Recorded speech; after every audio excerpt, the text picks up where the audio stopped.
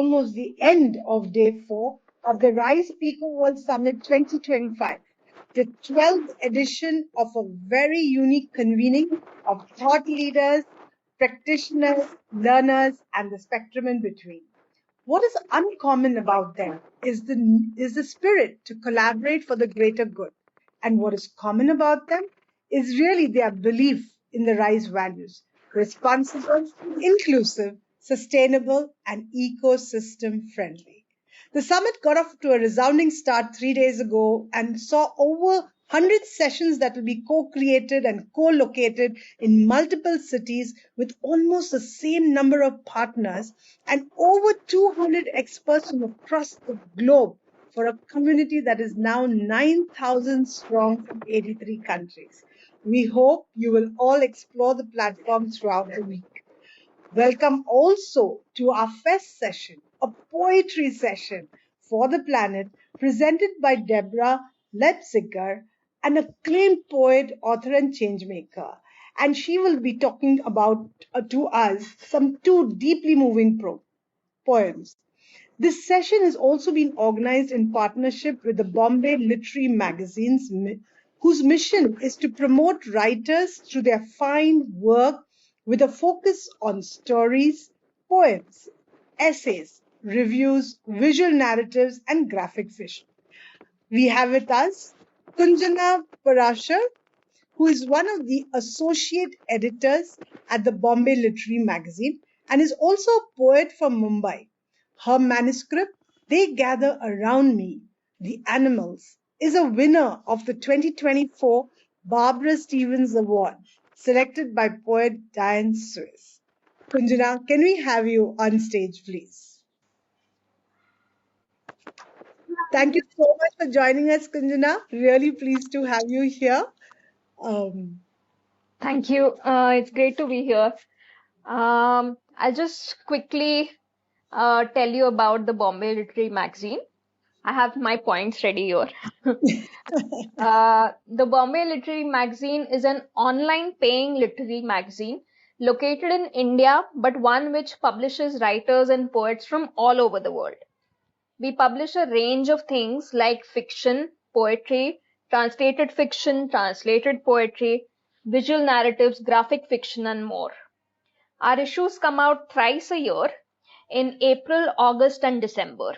Submissions are unfortunately full this time because we've reached our cap, but you're free to submit in the next submission cycle, which will begin from May 2025.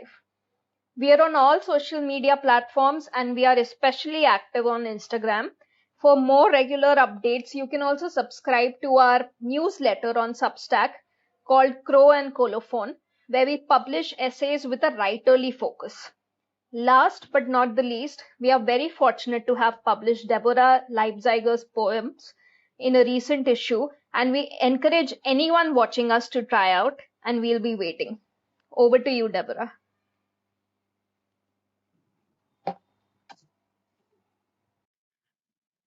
It's such a joy to be here.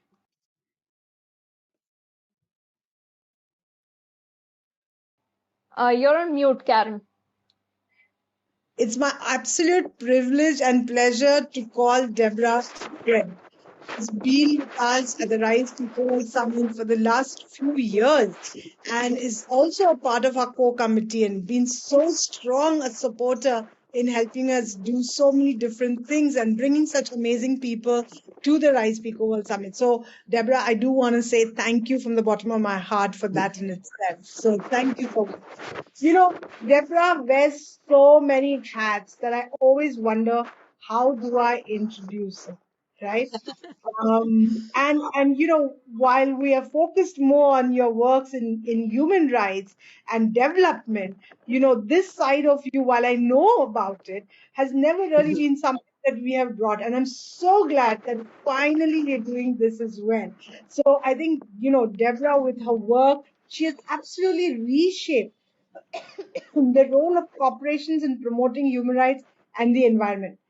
But through her books and her consulting and her teaching, Deborah has given voice to the concept that companies have a responsibility to communities. How beautiful is that? going much beyond what, poetry and essay writing and book writing and novels can do. That shows the power and the reason why we have the fest at the Rise Speaker World Summit, because we believe that conveying your message does not mean having a PPT. There are so many more innovative ways to do that. And Deborah is a absolutely shining model of how she has used her voice, her pen, and her every single faculty to make sure that she sends her message in the right way. So, Deborah, I'm not going to spend too much time right now because I do want to spend more time later on when we are talking together, and hand it over to you. And we are really waiting, both, I'm sure, Kanjana and myself, and all those who are watching right now, both on the portal and even later. So please, over to you. Thank you so much, Karon. It's a joy to be here, and I'm so proud of the Rise Pico World Summit and also the Bombay Literary Magazine, and grateful to you both for providing a platform for change makers and artists. So I have two poems to share. The first one appeared in the Bombay Literary Magazine, and I want to introduce it by stating that I am working on a lexicon of change, a vocabulary for understanding where we are from an environmental and social point of view, and also where we are going. And each of these words are ways to think and act differently. And this poem has one of the words from the lexicon, and that word is endling. And an endling is the last of its kind or species.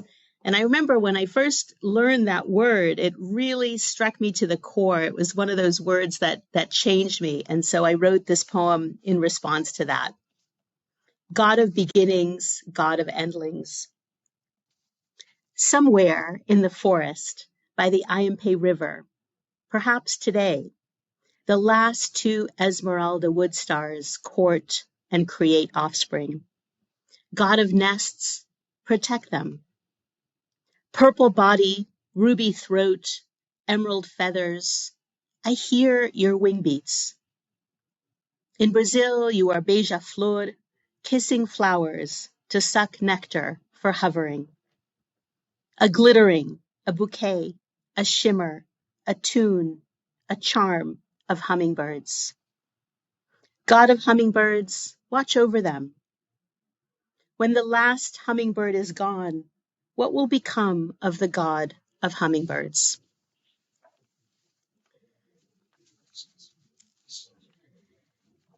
And I'll read the second poem, which appeared in another wonderful magazine called Sprout. And Sprout is part of the Nature of Cities Festival.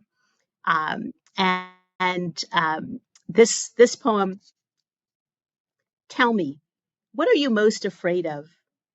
Tell me, and I will give you shade. Yes, I know of the many ways to die. Heat, thirst, flood, lightning. Why fear growing old? I have witnessed your life. There are so many ways to live. Remember, you grow rich in many currencies. Light, generosity, energy, kindness. Protect me, and I will provide cover, connected as we are by need and nearness. I will cover the frozen ground with my leaves and weave my branches of color over your darkness. Come, rest with me.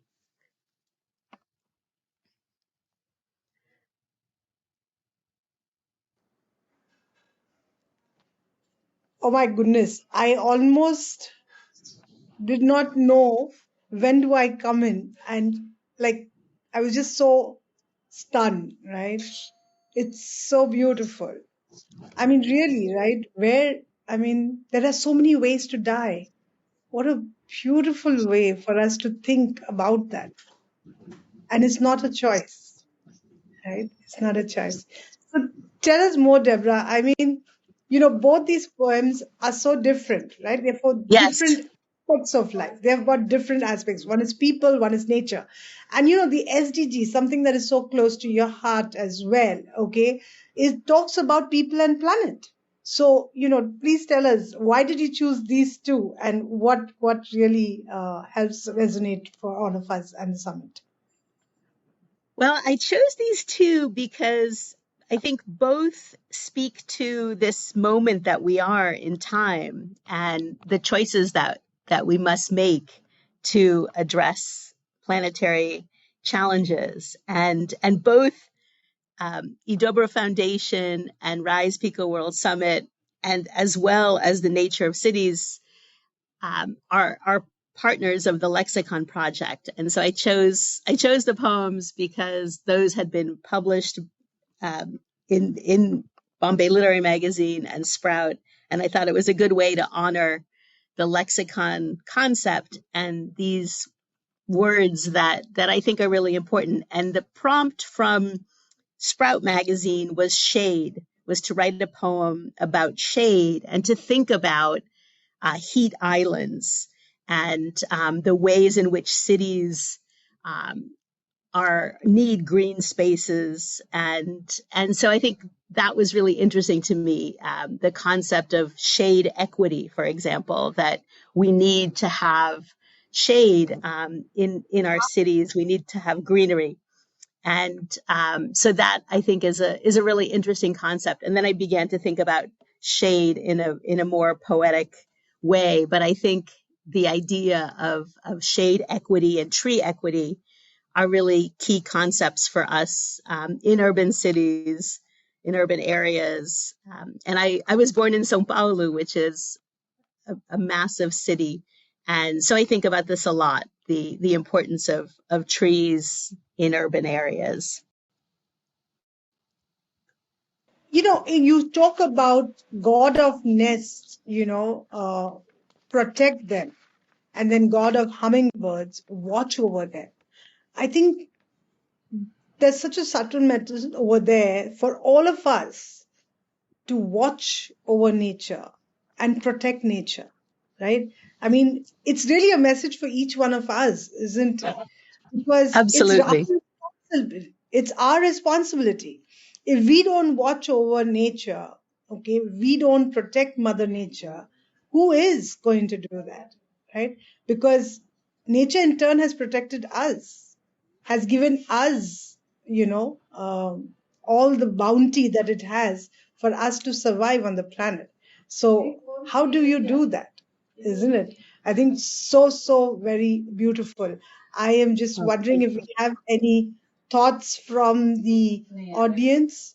Would be great to have. We already had a few hearts that came up before that, but yeah, I mean, truly, really beautiful. I'm also going to come back to the next one, where, as I said, what are you most afraid of? One of my most favorite things to tell people is there are only two things only two questions you need to ask yourself in any situation that goes wrong, especially. One, either you are lazy or you are afraid. And it's, so I think that's what you're touching that nerve, right? Tell me, what are you afraid of? Because nobody likes to admit that they are lazy, right? Then they have to admit that they are afraid. And both of them are tough to accept. So for me, this reminded me of that I talk about, and I wonder what you think about it. Lazy or afraid? What do you think makes most people have problems, really? I think that's a really fascinating concept. And I think about this a lot because I think this is a moment that calls for so much courage. I think we need to be courageous in this moment, and both in protecting planet and protecting people. And so I think the poem does really call out and talk about what are you afraid of, and then how nature can provide shelter, and how nature witnesses us. And I think that's a really important word in my poetry is witness. I think we are witness to this moment of change and in many cases catastrophe. And it's our responsibility to witness, to write about it, to speak out, to make change. And I so appreciate your work, Karan, in providing a platform for change makers to come together. And so I love this idea in the poem that nature is talking to us, that the trees are talking to us, and that we just need to listen. We need to listen to nature, and we need to elevate nature and the voices of nature. And to me, I think the line I think of most often is this: remember, you grow rich in many currencies: light, generosity, energy, kindness. And I feel our world runs so much on financial issues and financial matters that we forget how much wealth we have from nature in light and all of the services that nature and forests provide. So I think this is a really key point, and the importance of kindness.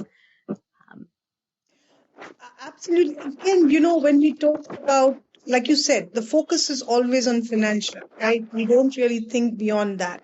And yet there are other kinds of capital. Even if I don't talk in terms of poetic language, which is what you've used so beautifully, and I kind of correlated with what maybe the world is more, kind of used to the language that they are using. I think we need to understand that there is human capital, there is social capital, and there is natural capital Mm-hmm. beyond financial capital, right? And that's just something that we really need to understand, that to build all those three capitals, I think what you mentioned, you talk about light, generosity, energy, and kindness is truly, truly something for all of us to think about. Because without this, we are not going to have human capital. We're not going to develop social capital for sure. And we're not going to be able to protect our world enough to have enough of natural capital. And so I think, again, so very beautiful. And the last part, because often people always ask, why should we do it? Why should we care? Why should we, kind of take the trouble, right?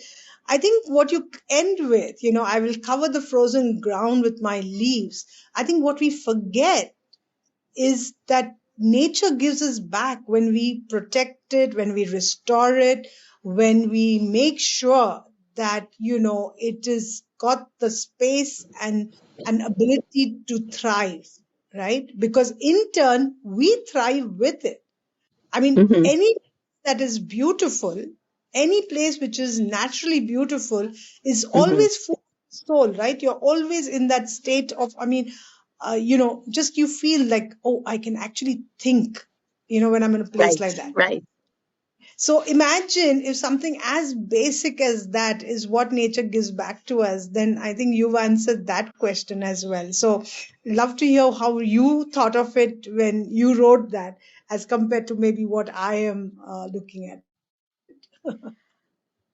Well, I thought of the many ways that we're facing climate change. I thought of the way that the trees are witnessing us as well Yeah.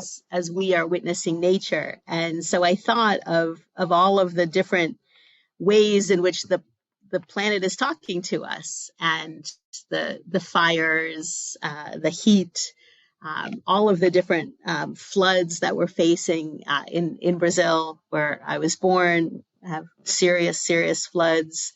And so I thought about this, of the different ways in which perhaps our own fears are changing and our lives are changing as we watch what is happening to the planet. So I wondered, I wanted to give voice to those fears that we have and that are escalating, but I also wanted to have the comfort of nature. And so in the poem, the tree says, "Come rest with me," and I want us to be able to see all of the ways in which nature gives us solace, gives us hope, and is available to us. if we care for it, as you said. I think that's a really key thing. And I love the idea of listening to nature, because I feel like we very rarely do that, and we don't hear what is happening to the planet. And so I think in both poems, I'm giving voice to, in one case, the hummingbirds, and in another, the trees. Yes, that was absolutely the common theme that, caught my eye as well. And like you rightly said, it's about climate change, something that we need to think about. And every opportunity that you get to be able to talk about it, sensitize people, make them aware of it, through different means. And you've used poetry so beautifully to do that. It is something for us to really think about and take forward. So what next? When do we see another book or another? Are you So thinking? Are you I'm working? glad that you asked that question. Well, first of all, I'm looking forward to tomorrow and doing a session with you about the lexicon. So thank you for these opportunities.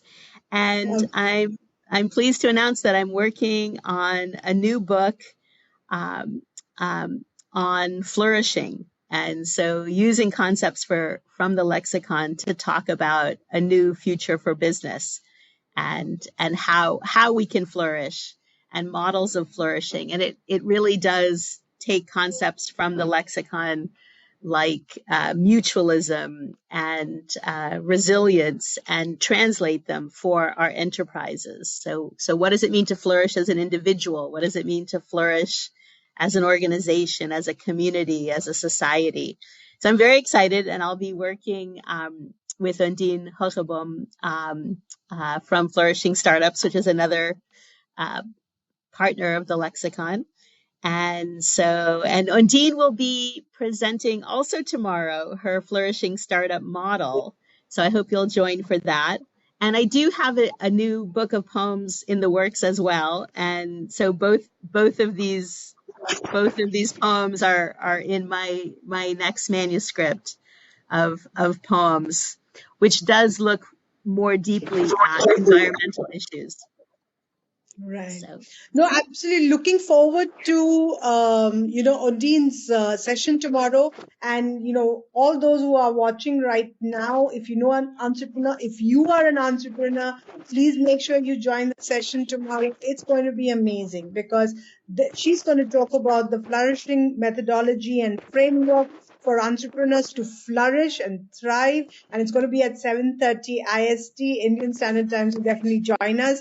And before that, I will be again talking to Deborah on the Lexicon of Change, and we are going to have some live visual sketchnoting happening at that time. So it'll be really awesome to see two different kinds of messaging that definitely goes beyond PPTs for sure, and be very, very interesting to do that. Regarding your book, we are definitely looking forward to it, Deborah. Whenever you have something to talk about, I think people definitely listen, not just from the point of view of the how much sense it makes, because I think that's a given. I don't think we have that's something anybody can doubt. But I think it's about the way you say it. And sometimes it's not just the message; it's the channel you use to share the message and the methodology you use to share the message. So I think those things make it so much, more impactful. And that's the whole purpose of the Rise People World Summit and the different formats of engagement, that please go beyond panels, go beyond PPTs, find your way to be impactful, interactive, and make your message come. So thank you for sharing that. And, I am going to kind of close with a little bit of a quote, because this is what oh, Deborah is all about. Okay. I am just reading something that someone else has quoted, in fact, and borrowing that because I thought it was so perfect. So Deborah Leipziger has the eye of a visionary, the mind of a scholar, which I told you is a given, the heart of a champion, and of course, as we just heard today, the soul of a poet. oh. What honor, what a have you with us, Deborah. What an honor it is to listen to you. And we keep looking forward to hearing more and more about your work. And of course, we want to stay in touch to make sure we do a lot more together at the Rise People World Summit. So any other, last final words you want to say, we'd love to hear that. And then Well, thank you so much. That is a beautiful quote from a wonderful, also scholar and colleague and friend, Marcy Murninghan. So thank you for sharing that quote from her. I'm very humbled. And I just want to say that in conclusion, that I think the arts have such an important role to play in promoting the environment and promoting human rights. I think it's hard for us sometimes to access the science, the magnitude of the problems of climate change. It's hard for us to even relate to all of the different human rights abuses that are happening.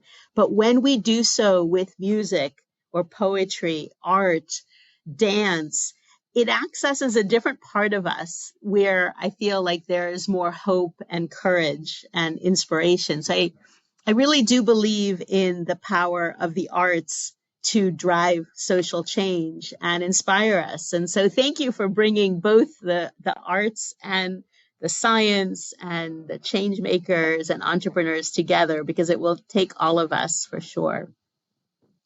wow, I never ever thought of it like that. That just shows, right, the diversity of thought and the way we have perspectives that are so different. I never ever thought of it as the science and the arts. For me, it was as simple as saying, okay, this is a forum, that's a fest. In a fest, we look at it from creatives. So you experience it, whereas in the forum, you're going to talk and stuff. So you're exchanging ideas. But to just think of it as science and art, I think it's beautiful. So it just shows that, in everything in life, even if the most scientific thing, there is a certain art involved in it.